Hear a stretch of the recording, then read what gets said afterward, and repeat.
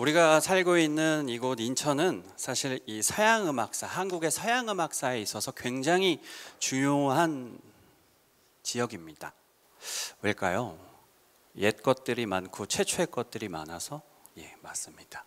그렇다면은 사실 우리들이 알지 못하는 그 서양 음악의 역사에는 어떤 것들이 있을까요?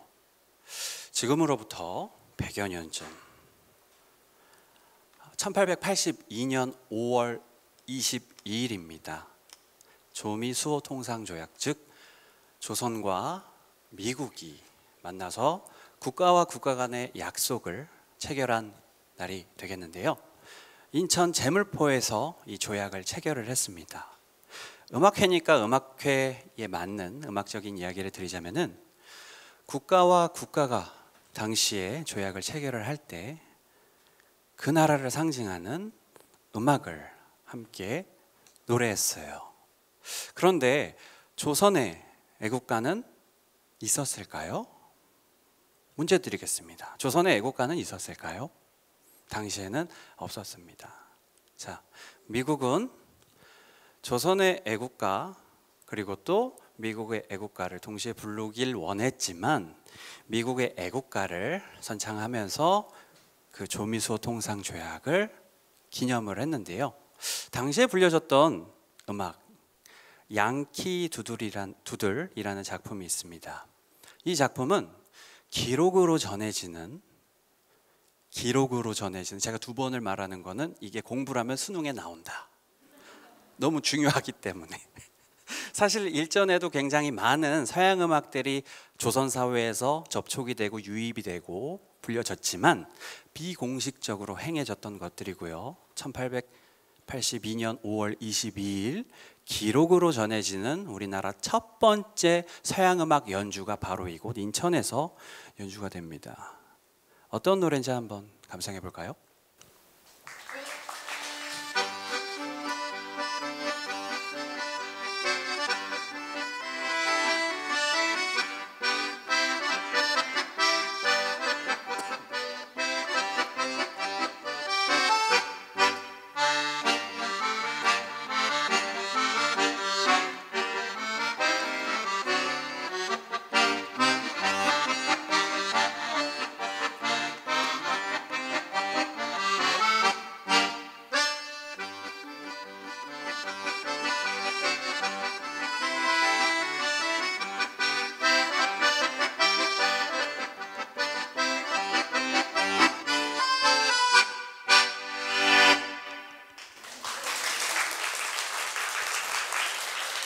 다음 해인 1883년 인천은 드디어 개항을 하게 됩니다. 항구를 연다, 즉 서구의 문물을 본격적으로 정식으로 받아들이게 된다라는 것이죠.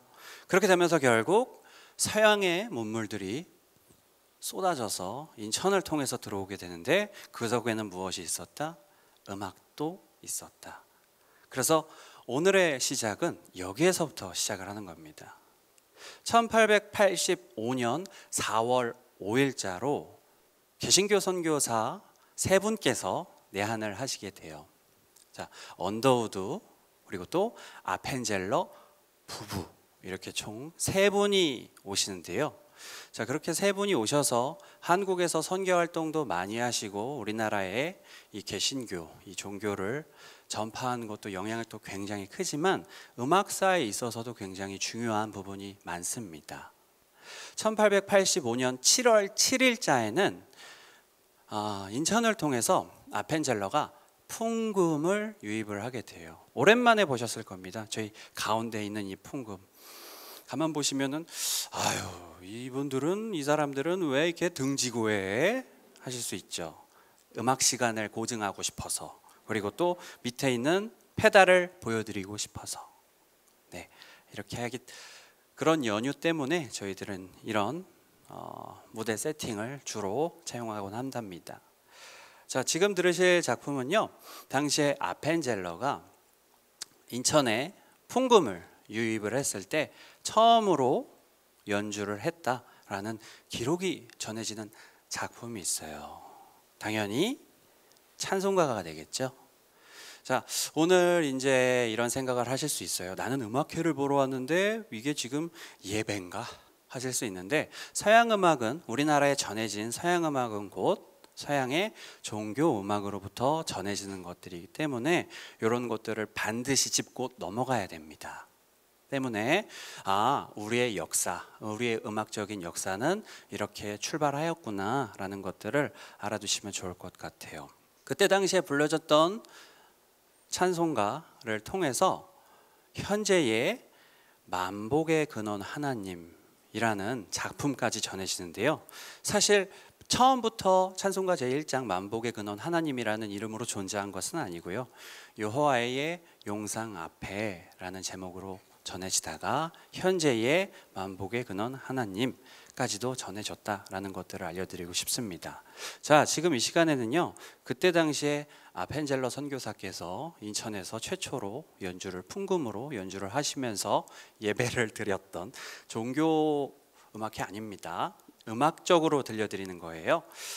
그걸 한번 재현을 해볼까 합니다. 그래서 총 3절까지 가는데, 첫 번째는 풍금의 선율만, 두 번째는 여호와의 용상 앞에 라고 하는 옛 만복의 근원 하나님 버전을 들으실 거고, 이어서는 현재의 만복의 근원 하나님, 이렇게 세 곡을 한번 이어서 감상을 해보시겠습니다. 바리톤의 박대우 선생님 모셔서 함께 청해 드리시겠습니다.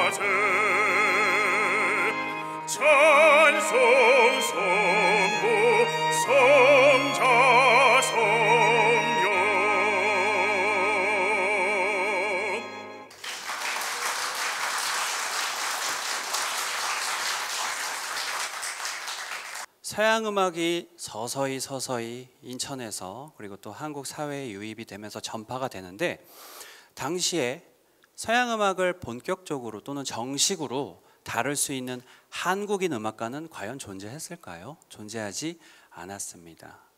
그래서 그때 당시에 굉장히 유행했었던 노래를 부르는, 즉 창가 방법이 있었는데요.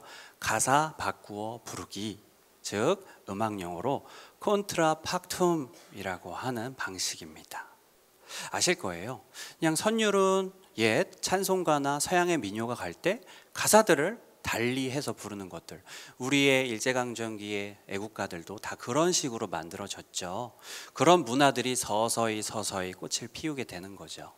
실제로 한국에서는, 인천에서는 최초의 근대식 교육기관인 학교, 그전에는 이제 서당이 있었는데 근대 문명으로 들어가면, 근대화가 되면서 이제 학교가 탄생을 하게 됩니다. 자, 과거의 서당은 남녀 그리고 또는 신분에 따라서 교육을 배우는 것이 어느 정도 한계가 있었어요.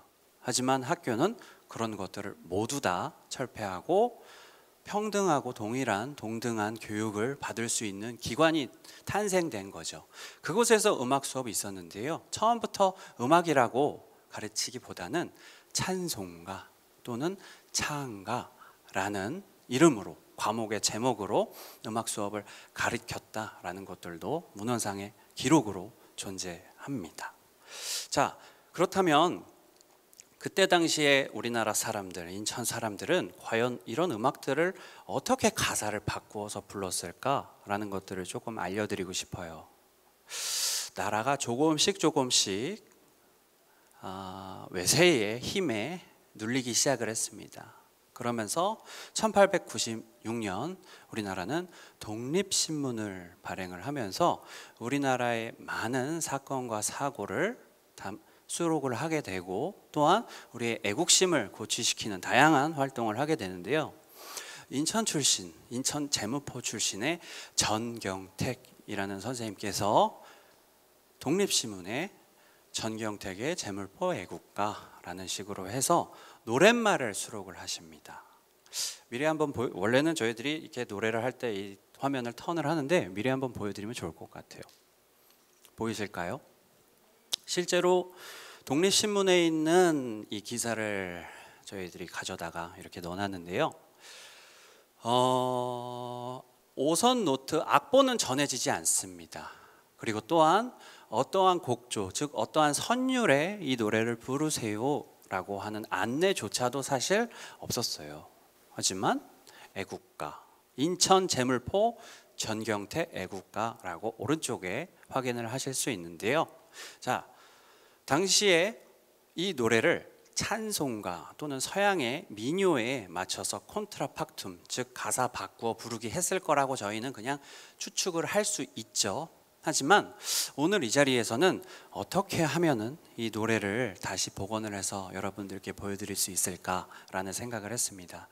그래서 당시에 유행했던 창가들을 분석을 해서 당시 창가 스타일로 이 음악을 저희들이 다시 한번 만들어 봤어요. 즉 오늘 연주되는 거의 유일한 창작곡이 되겠습니다. 하지만 야, 옛날 노래 같은데 라고 이해하실 수도 있어요. 화면에 보이시는 조성은이라고 하는 분께서 이 작품을 저희들이 위촉을 해서 탄생을 하게끔 도와주셨고요. 가사는 전경택 선생님의 애국가의 모티브로 이 노래를 만들어 봤습니다. 외세의 힘이 점차 이 땅에 짙어지고 있을 때 음악으로, 노랫말로 현 시국의 상황을 알리고자 했던 노랫말인 것 같아요.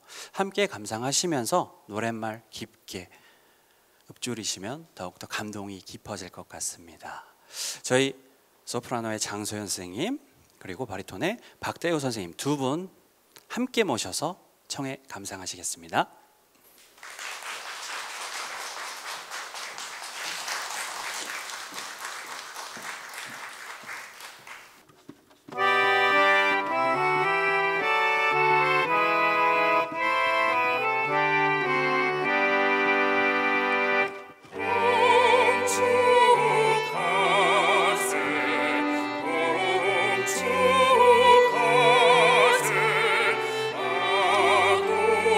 주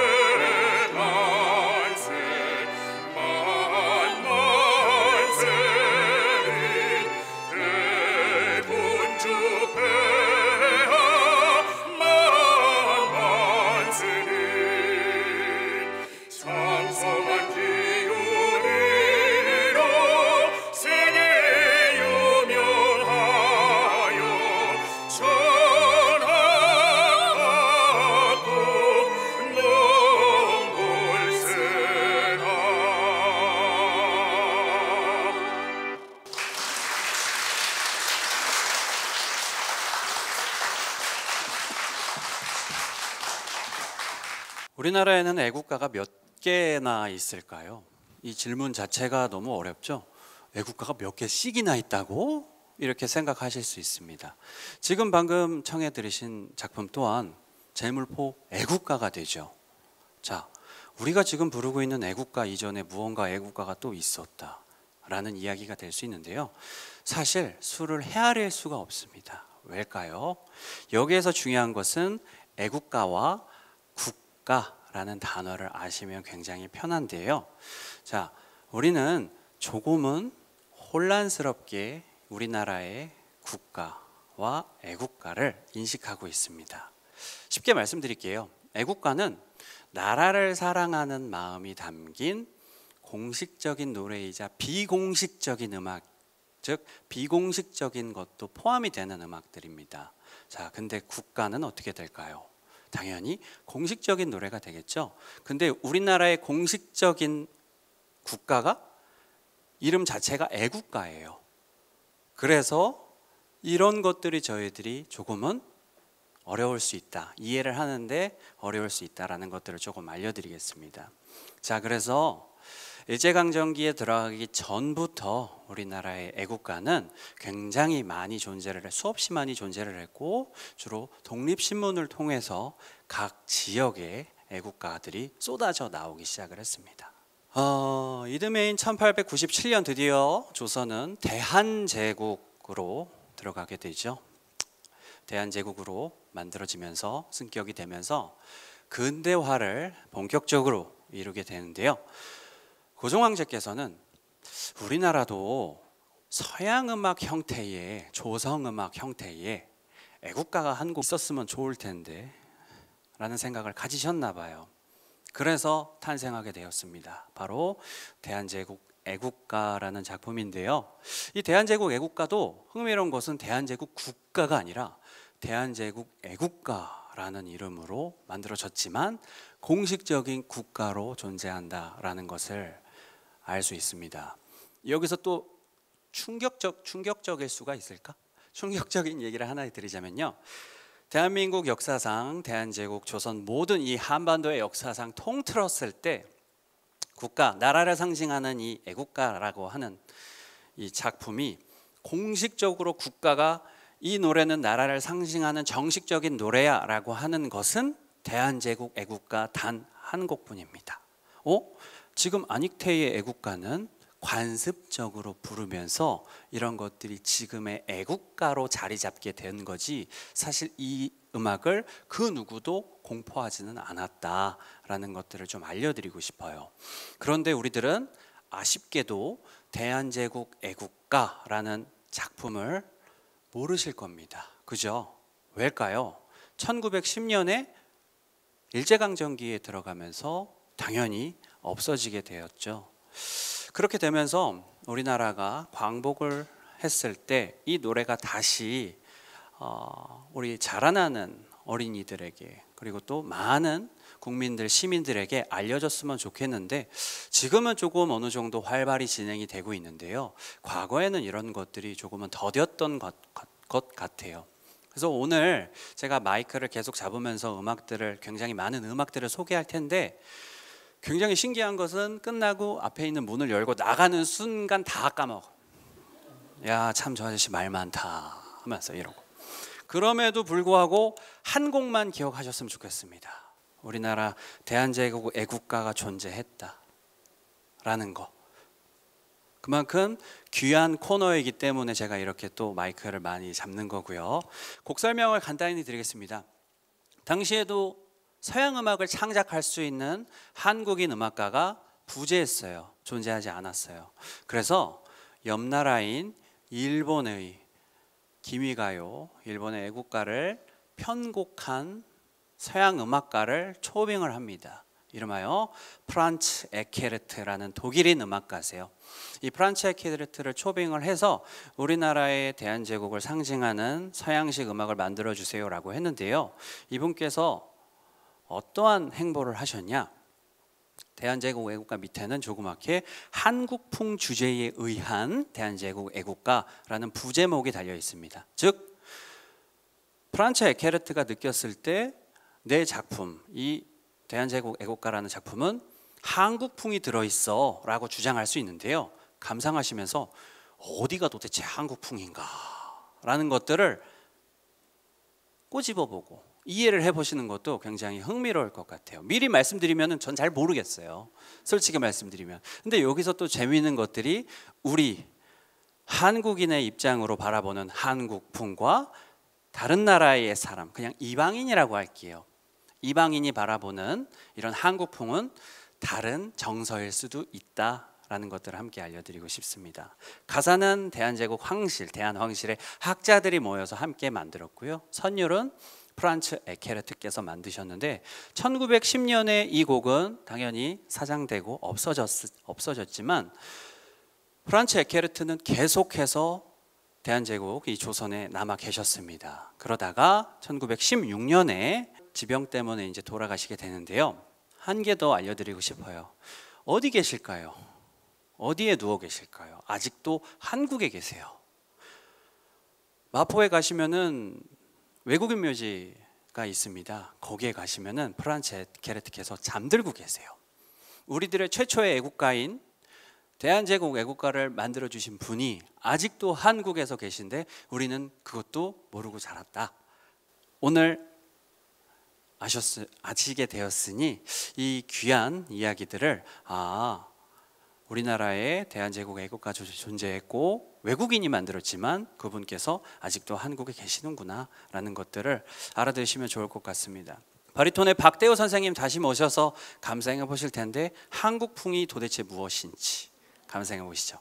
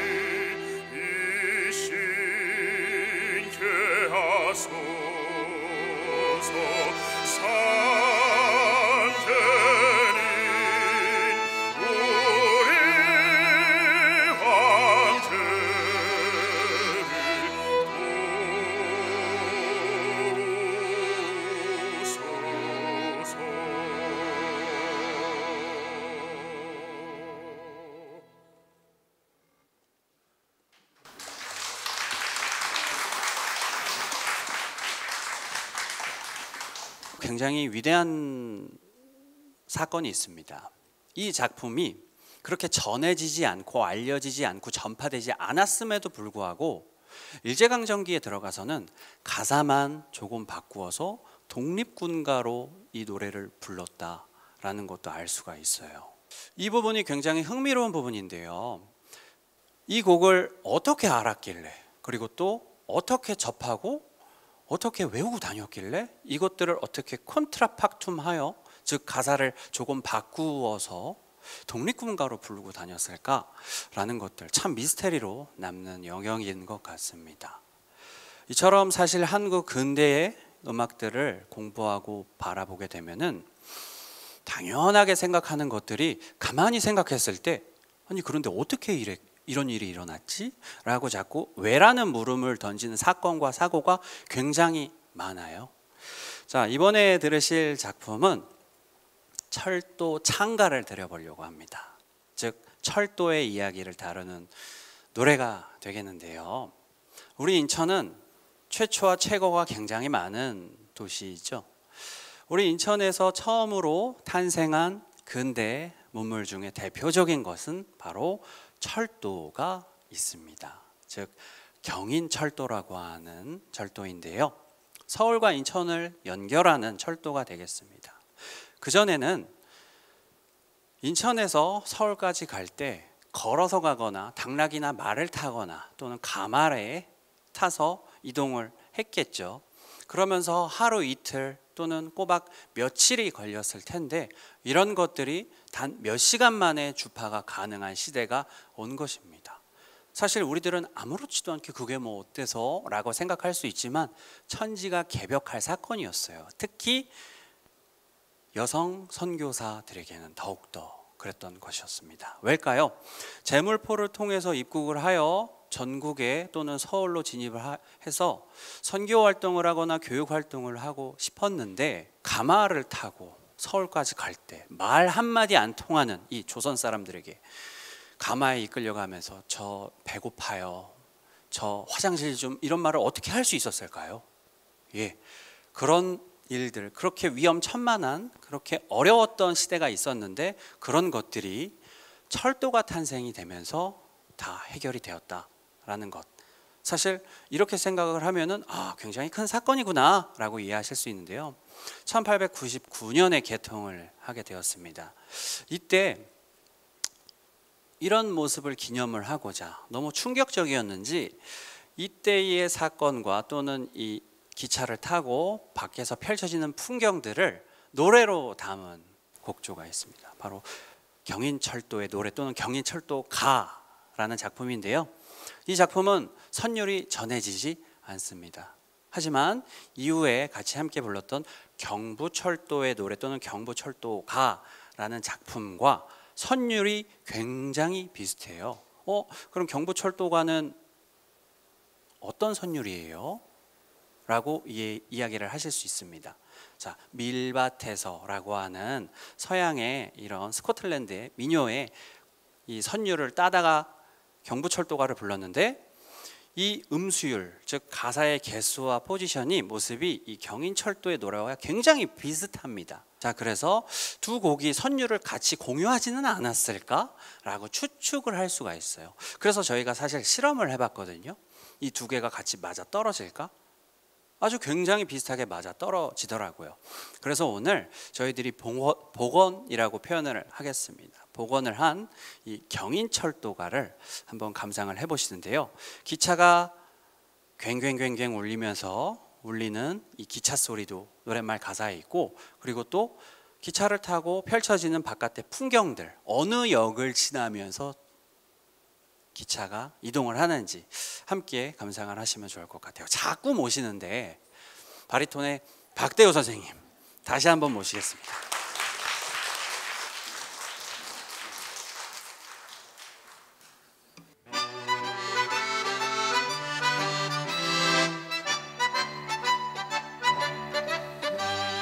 한양을 작별하는 기적 소리는 연화봉을 진동하며 작별을 하고 한 바퀴 두 바퀴는 차례로 굴러 종남산의 탄색을 등에 멀었네. 번화한 좌우시가 다투어 비키고 괭괭한 바퀴 소리는 땅을 가르는데 대지를 울리는 기적 일성인 장엄한 용산역을 부수는구나. 경부선과 경원선은 서로 나누어 한마디의 기적으로 고별을 하고 웅장한 남한강에 철교를 지나 철마요람 노량진에 달았도다.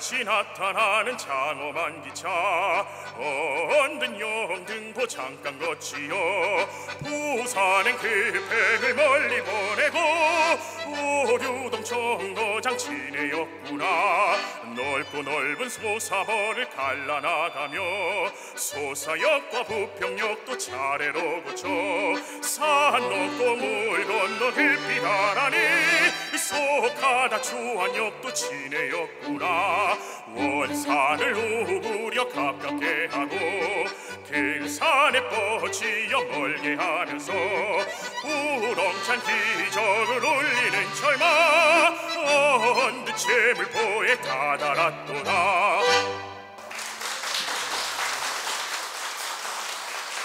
이처럼 철도도 만들어지고 다양한 근대 문물이 인천을 통해서 유입이 되었는데요.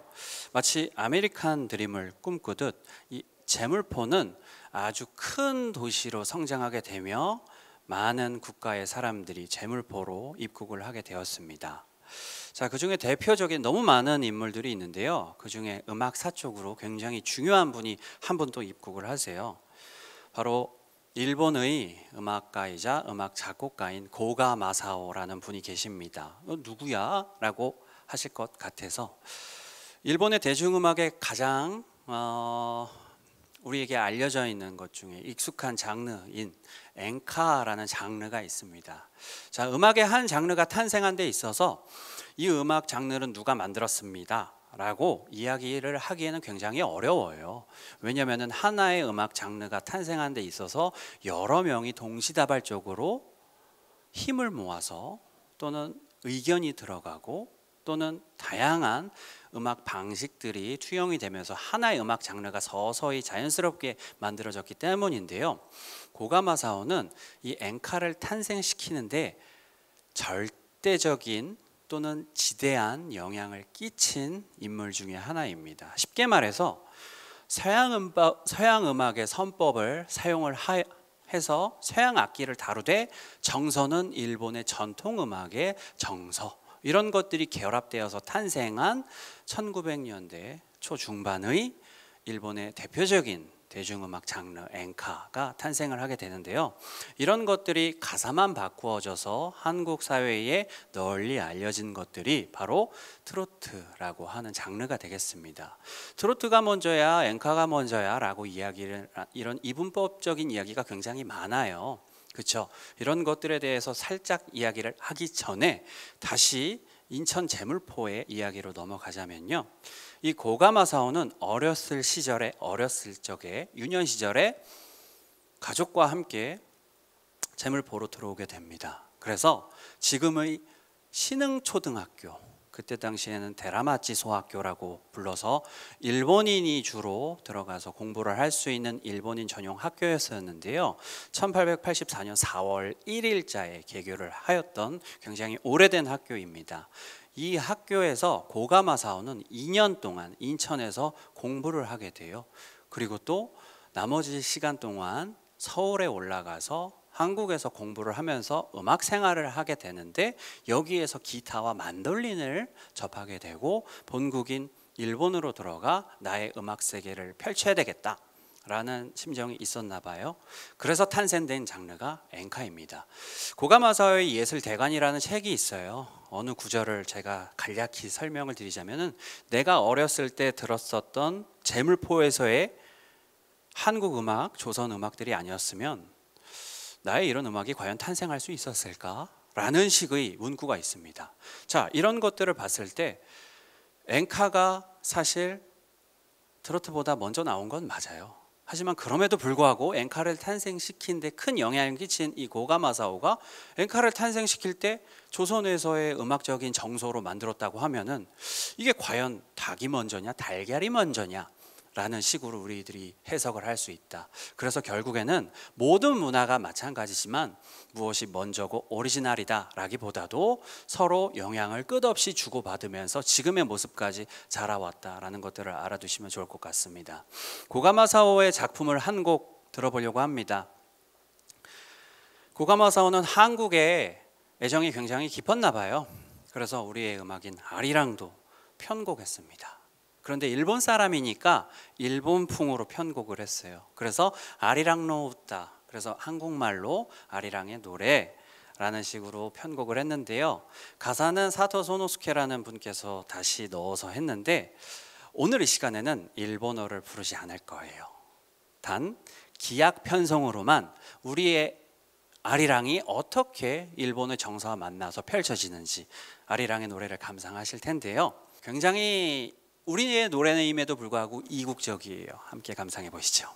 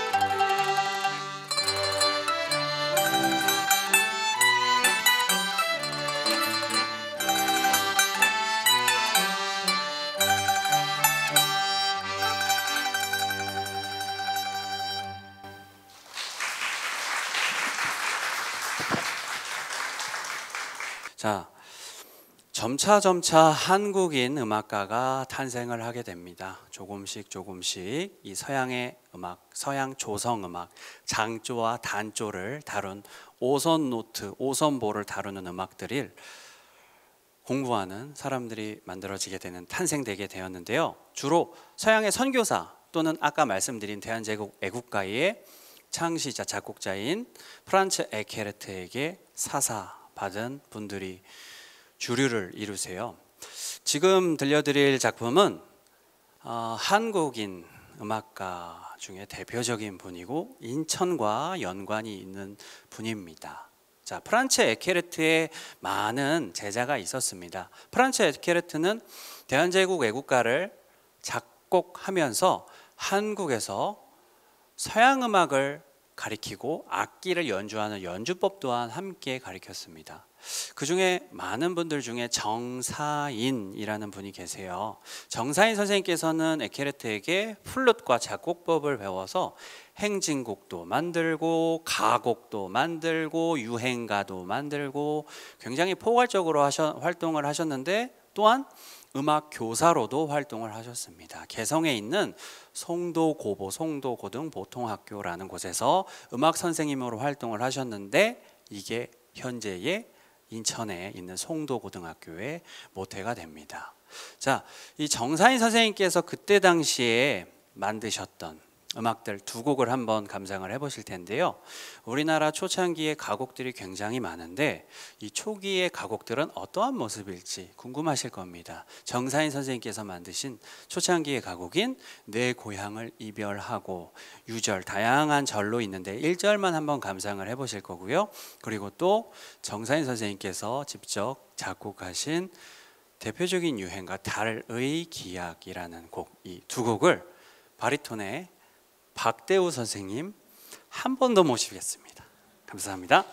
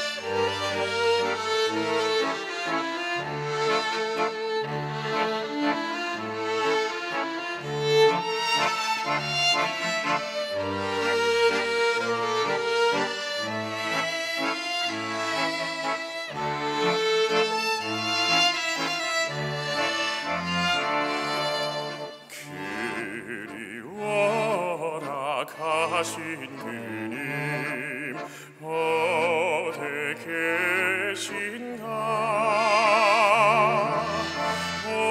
온다는 말 두고 홀로 해타라 달 놓고 기약을 맺고 가시니 달 보고 아픈 마음 끝이 없어라 하루라도 달 없는 날 어디 있는가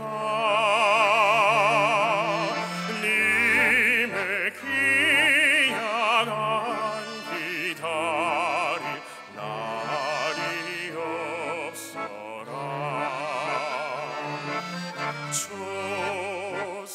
초생달 보림달 금음달이니 달 보고 아픈 마음 끝이 없어라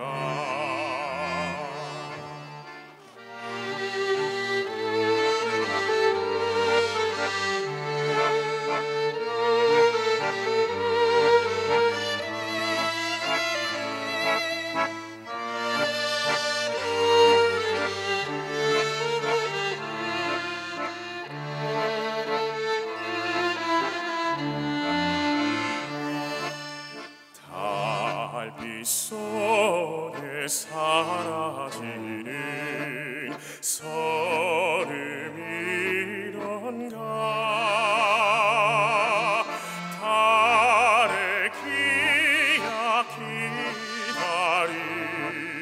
외로운 꿈이랴 날만 헛되이 왔다 가나니 달고도 아픈 마음 끝이 없어라.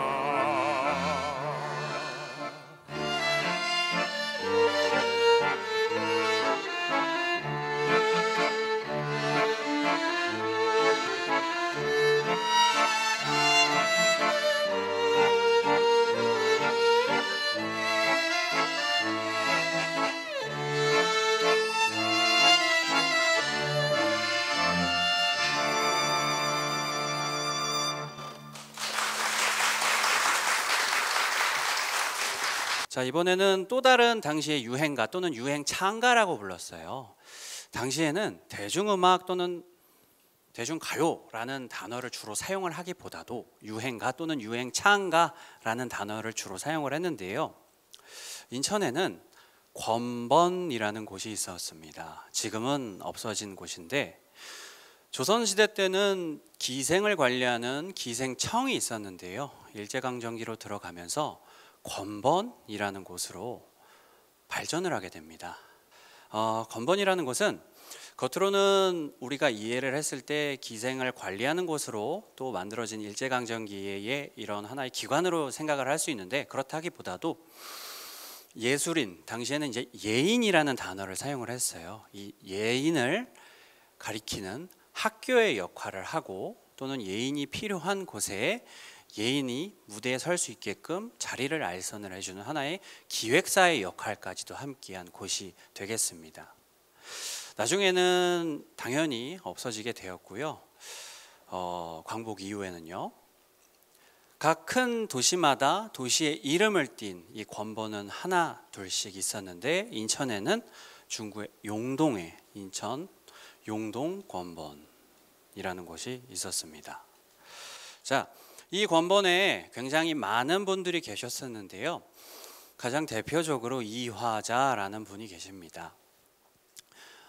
이화자 선생님께서는 당시에 권번 출신의 가수로서 활동을 하시면서 다양한 음악들을 선보이셨는데요. 오늘 들려드릴 작품은 총 3가지가 있습니다.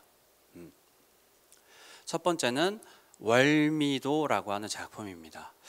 이 이화자를 항상 논할 때 검색을 하시거나 하면은 이화자는 무슨 노래도 불렀지만 월미도도 불렀다라고 항상 코멘트를 작성을 하시는데, 아이러니한 것은 그 누구도 그 월미도가 어떻게 생겼는지를 몰라. 들어보지를 못했어. 왜? 그 음반을 구하기가 어렵기 때문에. 그러면은 당신들은 지금 어떻게 하는 거예요? 복원을 했으니까.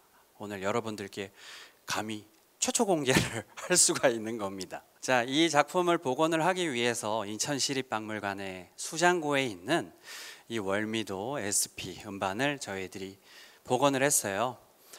가사지는 들어있지 않고 음반만 있기 때문에 이것을 계속해서 반복을 하면서 저희들이 체보를 했는데, 이화자 선생님의 목소리도 함께 담겨 있었지만 이 음반의 이 컨디션이 좋지 않기 때문인지 노랫말이 정확히 들리지 않았습니다. 그래서 저는 이 음악을 복원을 하고 싶은 욕심에 한 며칠, 일주일, 2주일, 한 달여의 시간을 계속 이 작품만 가지고 매달렸어요. 그러다가 나중에는 오기가 생기더라고요. 그래서 진심으로 이화자에게 기도를 했습니다. 눈을 감고 진심으로 내가 당신의 음악을 세상에 꺼내줄 테니 제발 나에게 목소리를 조금 들려주세요 하면서 계속 들었어요. 근데 거짓말처럼 다는 아니지만 조금씩 들리더라고요. 월미도 가리더니, 또는 뭐 마도로스라고 하는 단어도 들리기 시작을 하고, 물론 제가 상상하는 단어일 수 있습니다. 그래서 저희 음반이 하나가 있는데, 음반에는 이 곡을 어떻게 녹음을 할까 하다가, 그래, 가사집이 나중에 나오게 된다면 그 가사집을 통해서 녹음은 노랫말은 다시 넣고 이번에는 우리가 기악곡으로만 여러분들에게 소개를 하자라고 해서 기악곡으로 만든 작품이 있습니다. 오늘 이 시간에는 전설 속에만 전해지는 마치 포켓몬스터와 같은 이 월미도를 기악 편성으로 한번 감상을 해보실 거고요. 그리고 두 번째는 화려춘몽이라는 작품이 있습니다. 당시에 이화자 선생님께서는 인기가 많아지면 많아질수록 사실 고단하셨나 봐요. 이렇게 제가 속단하기엔 조금 어폐가 있을 수 있지만 왜 그랬을까요? 아무래도 권번 출신이래 라는 꼬리표 때문이진 않을까라는 추측을 해봤습니다. 화려춘몽은 권번 출신의 예술가 예인이 활동을 하면서 겪는 이 사랑가인데요. 내가 진실된 사랑을 해도 상대방은 이런 것들을 알아주지 않는 것 같아 라고 하는 갈증이 담겨 있어요. 그래서 그런지 이 작품은 당시에 전국에 소개가 되면서 좀 자극적이긴 하지만 이 노래를 들은 동종업계의 사람들이 스스로 목숨을 끊었습니다. 이게 내 이야기인 것 같아 라고 하면서 스스로 비관을 하면서 이런 작품이 있어요. 세 번째로 들으실 작품은 어머니 전상백이라는 또는 어머니 전상서라고 하는 작품인데요. 이화자가 어머니 잘 계시나요? 저는 잘 지내요. 어떻게 계실까요? 자서곡의 형태로 만들어진 작품입니다. 우리들이 책을 쓸 때 자서전이라고 하죠. 이화자 선생님께서는 작사와 작곡을 하지 못하셨던 것 같아요. 작사와 작곡은 따로 있는데 이 음반을 보시면 표지에 자서곡이라고 명시가 되어 있습니다. 즉 작곡가와 작사자에게 나의 노래를 하고 싶으니 이거를 조금 부탁드릴게요 라고 해서 탄생된 곡은 아닌가 라고 추측을 할 수 있습니다. 이렇게 세 곡 감상을 해보시는데 첫 번째는 기악곡, 두 번째, 세 번째 곡은 소프라노의 장소연 선생님 함께 모셔서 정해 감상하시겠습니다.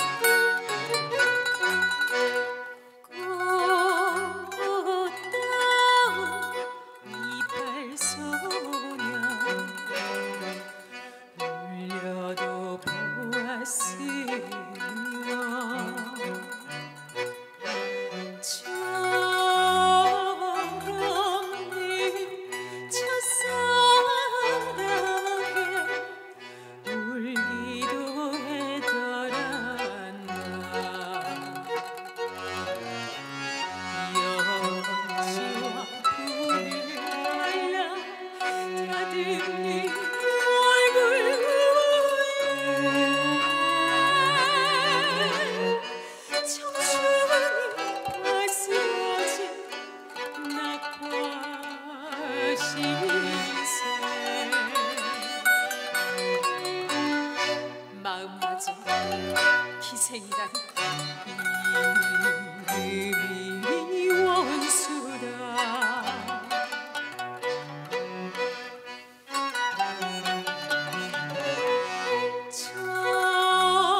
정자는 사람한테 귀염도 받았으며 나 젊은 사람한테 사랑도 했더란다.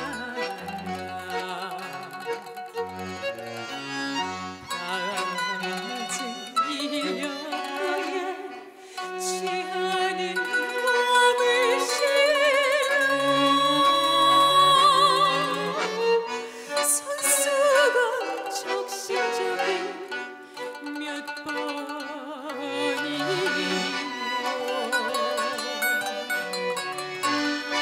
이름조차 기생이며 마음도 그러냐.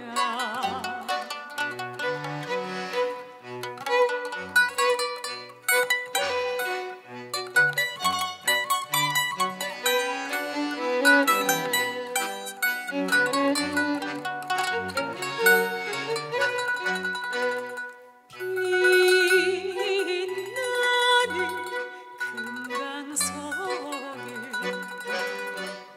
담내도 보았으며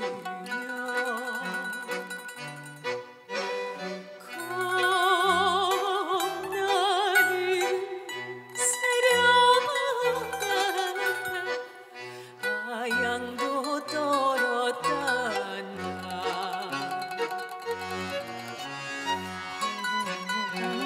시들하고 사랑도 시들해진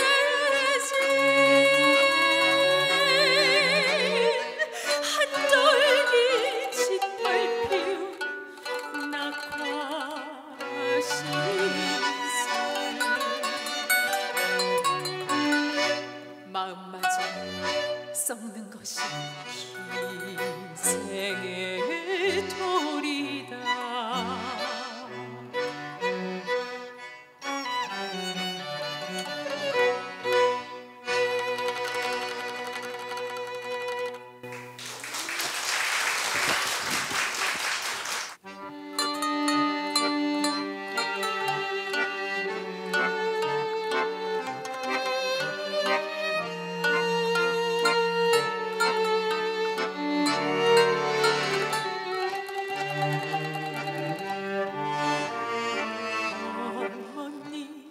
어머니 기체후 일양만 강하옵나이까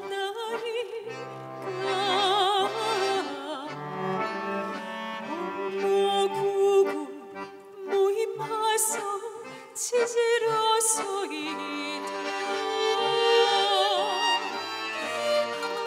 아사를 받다오니 눈물의 앞을 가려 연분홍치 못보게 얼굴을 파묻고 하염없이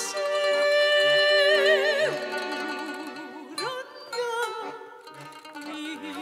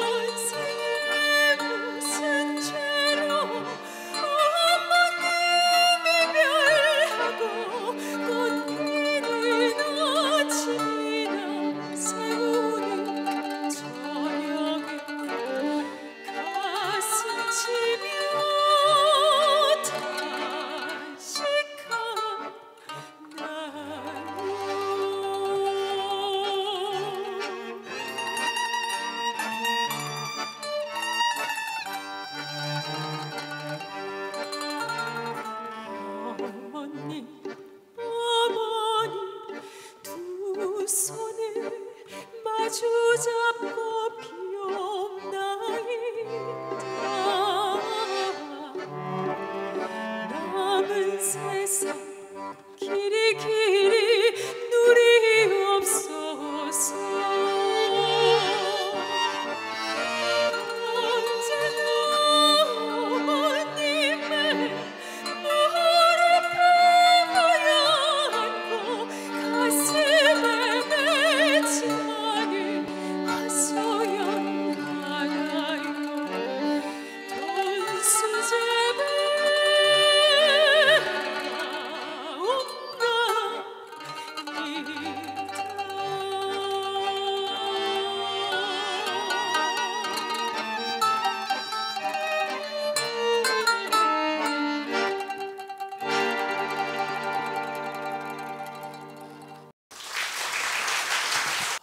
저희가 준비한 마지막 순서입니다.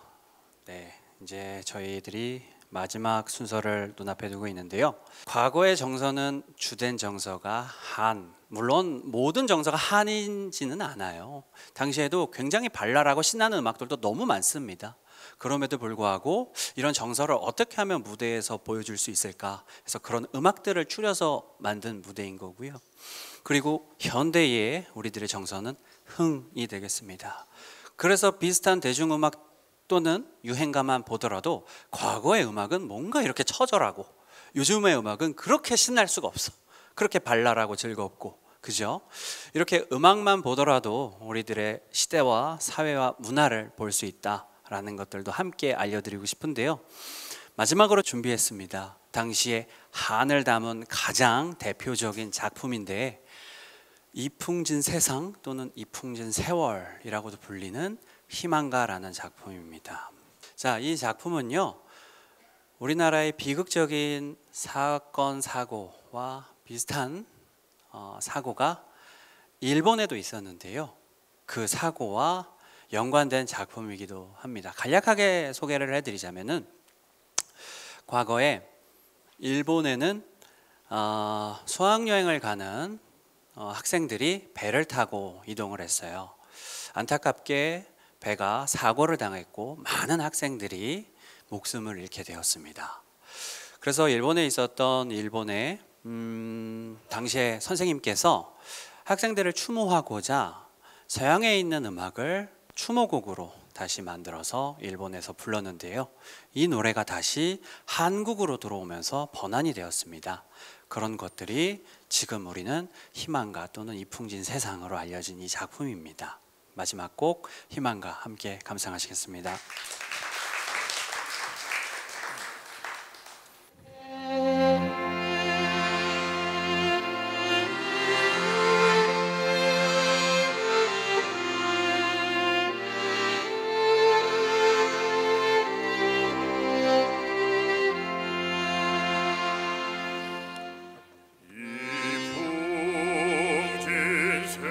세상을 만났으니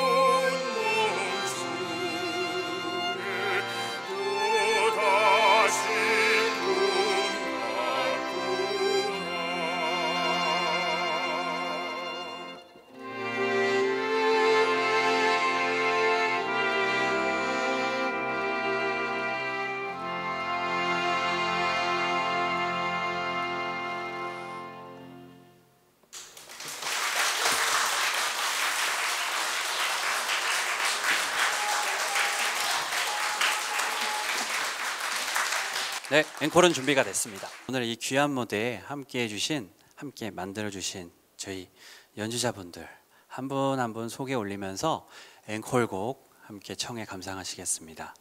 우선 뒷모습만 계속 보여드렸어요. 하지만 이름이 너무 아름다우세요. 풍금의 김태희 선생님.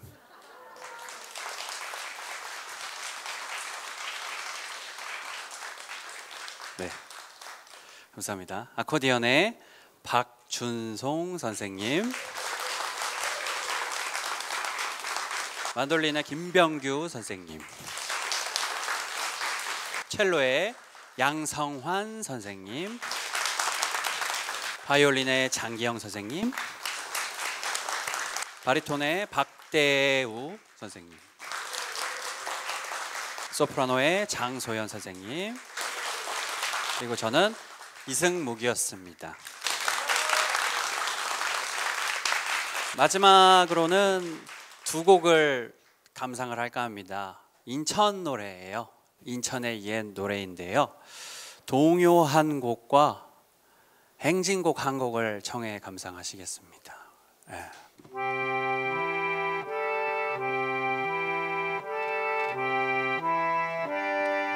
이 노래 어떤 선율인지 아실까요? 아빠하고 나하고 만든 꽃밭에. 굉장히 많이 알려진 작품이죠. 그런데 이 작품의 뒷이야기가 있습니다. 권길상 선생님께서는 6.25 한국전쟁에 지친 우리 어린 아이들을 위해서 정서를 치유해 줄 수 있는 동요를 만들어야 되겠다 해서 이 동요 꽃밭에서를 탄생시켰습니다. 이 작품을 탄생시킨 권길상 선생님께서는 꽃밭에서를 탄생시킨 비슷한 시기에 하나 더 만들게 되는데요. 바로 바다라는 작품이 되겠습니다. 소년세계라고 하는 잡지가 있어요. 이곳에 인천의 5학년, 당시에 5학년짜리 초등학생 문명호 어린이라고 할게요. 지금은 타계하셨지만 문명호 어린이가 시를 공모를 하게 됩니다. 그래서 거기에서 당선을 하게 되고요.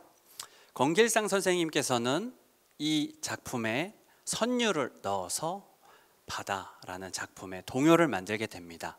문명호 선생님께서는 나중에 내가 어렸을 때 인천 앞바다를 보면서 들었던 감정을 내가 이 시에다 넣어봤어요 라는 말씀이 실제로 전해지고요. 그리고 두 번째 작품은 행진곡이라고 했는데요. 군가입니다.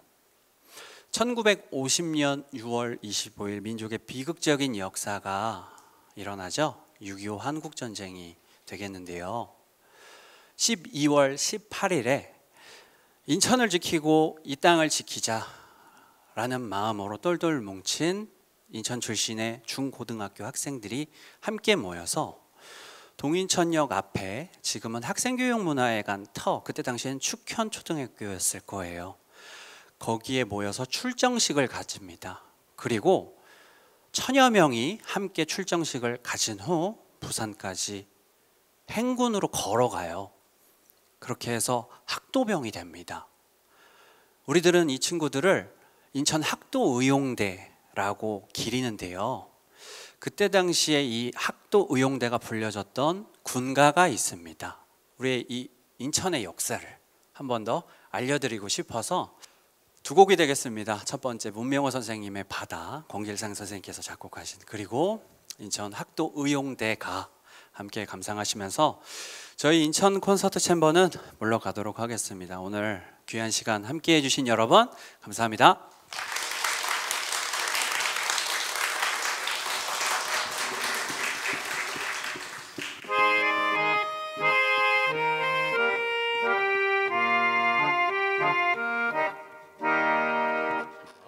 아침마다 갈매기는 햇빛을 씻고 고기잡이 배들이 노래를 싣고